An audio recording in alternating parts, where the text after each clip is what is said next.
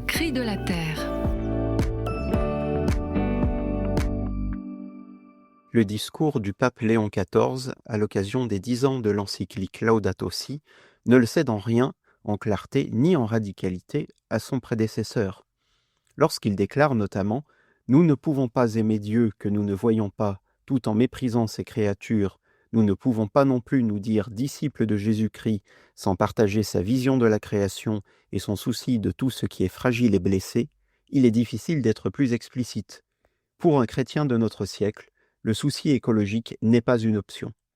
Si le souverain pontife insiste sur la nécessité d'une conversion intérieure sincère et profonde, il enchaîne sur l'impératif d'action. Citant François, il rappelle que les efforts individuels sont insuffisants, que de grandes décisions politiques sont nécessaires, et rappelle à son tour que ces décisions ne peuvent venir que sous la pression des citoyens, eux-mêmes engagés à leur échelle. Je cite, « Les citoyens doivent jouer un rôle actif dans la prise de décision politique au niveau national, régional et local. » Le pape Léon rappelle ici un point largement détaillé dans Laudato Si. Il existe, face à la crise écologique, 3 niveaux d'action qui tous nous concernent.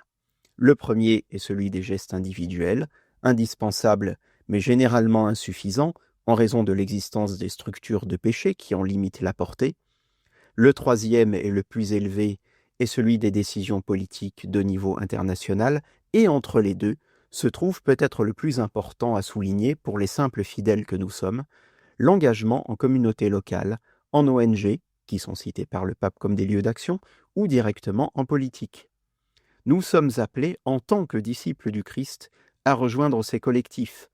L'heure n'est plus aux atermoiements, ni à faire la fine bouche en voyant dans les ONG écologistes les plus actifs de notre pays je ne sais quelle brochette d'idéologues. Pour y travailler personnellement depuis plus de 25 ans, je ne peux que redire « venez et voyez ». Qu'il s'agisse de climat, de biodiversité, de recyclage, d'habitat, de jardins partagés, que sais-je, il y a forcément un lieu d'engagement près de chez vous dont vous pourrez constater sur pièce la rigueur et l'intégrité. J'ajoute que c'est un remède au sentiment d'impuissance que donne l'isolement et une source d'espérance. Nous n'y serons jamais trop nombreux, faites votre choix.